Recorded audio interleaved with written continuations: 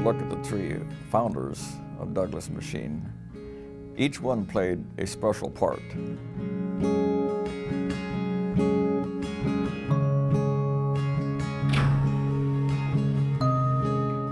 My dad was Bud Thone, who started the company in 1964. And back then, when he first started the company, he sold what he had and he borrowed all that he could to start the company, which was a little one-man repair machine shop. Our first shop was 24 by 48. The front half was heated, the back half was not heated. That first year, I think he grossed $6,000. So out of that, he had to pay his materials, pay building expenses, so he took home virtually nothing that first year. And even before I was 10 years old, I was making working models of farm equipment. And across the lake from us where Cousin Bud lived, and he was kind of into the same type of things, and he was making working models as well. That was just our talent. They just were mechanical designers. Bud, never went through high school even, and yet he was able to run multi-million-dollar companies. And they worked really well as a team, balanced each other perfectly.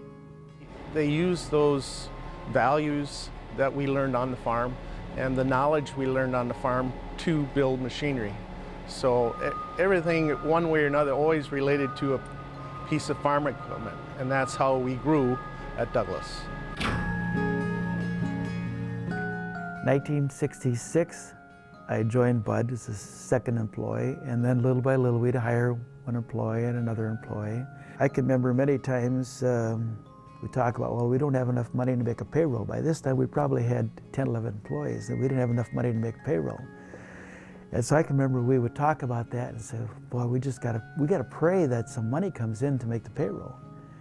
And so we would pray that morning and say, Lord, we have a need to get some money in to make the payroll. And I can remember a bookkeeper would come in, and that was Bud's wife that worked part-time. She'd come in and said, guess what? We got a check in the mail today. We got enough to make the payroll.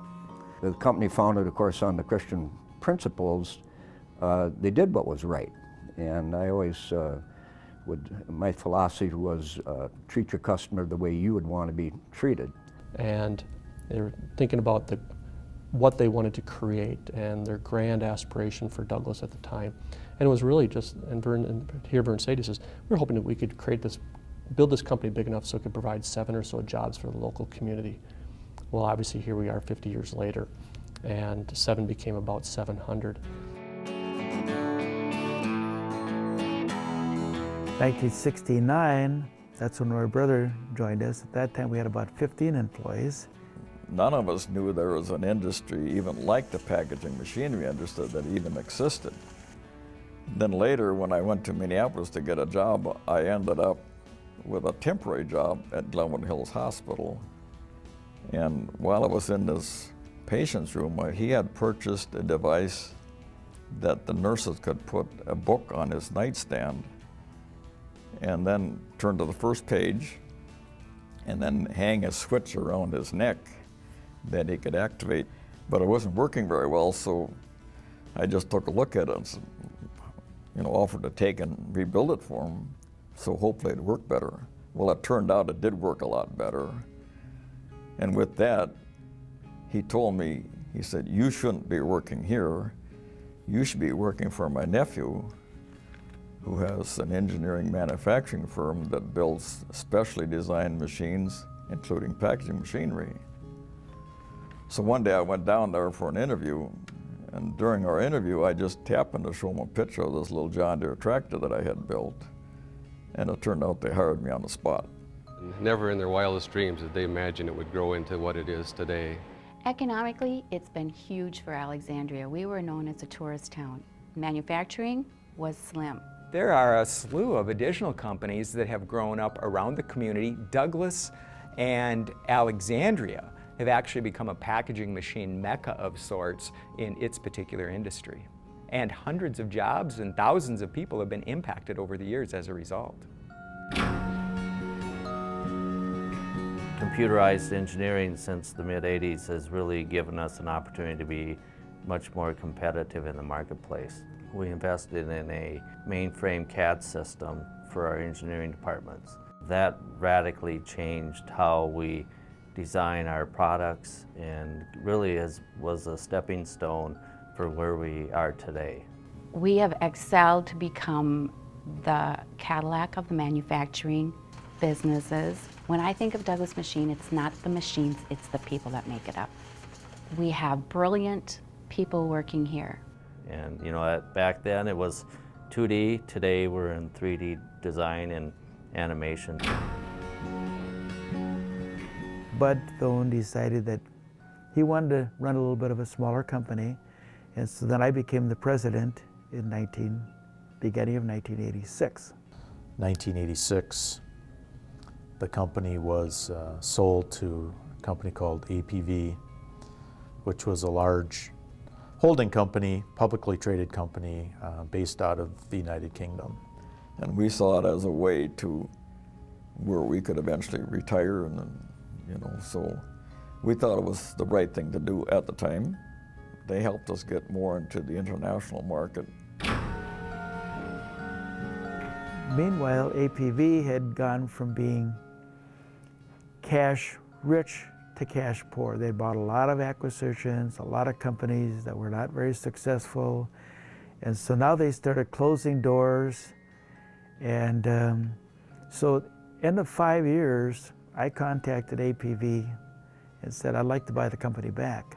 I really think they doubted our ability to do it, and we were able to close the deal on December 30th, 1993. When Douglas sold to APV, we were about $14 million in sales. At the time we bought it back, we were about $30 million in sales. Then buying our equity partner out at the end of the 6 years was to form an employee ownership stock plan. And that was really the ultimate goal as I looked way back, is how can we have every employee that gives so much of their time, so much of their life investing in Douglas, what can we do to help them feel a part of the company? So end of 2000, we became an ESOP company, or an employee stock ownership plan. About the time we became an ESOP company, there was something very interesting happening within the industry. There was a mega shift in demand from mechanical machine platforms to electronic motion control platforms. And I think really from the fertile minds and creative minds of Paul and Vern and many others who've been with this company for a long time came this very robust, very marketable, highly attractive and serviceable mechanical machine platform. The company was built around that, and it was just a phenomenal platform for the technology of the product, within the products for first few decades. But servos brought a lot of our old ideas to fruition with servo technology, because we could go faster in a smaller space. In 2002, we made an investment into our first go at 3D engineering design with SolidWorks. It was a very significant shift in our company. It required us to really adapt ourselves in significant ways, and I just think it says so much about who we are, and again, back to the people, that they were able to adapt. And yes, we had to bring on different skill sets into the business, but a lot of people in engineering had to think a little bit differently about how we were doing things, and they've just done a fantastic job. I think that our future is still yet to be determined, and I think that's really exciting, and I hope that we all take cues from the past, because the past is what has made us what we are today. So I hope we're able to marry those two together, the past and the future, and just really achieve even more than we have today.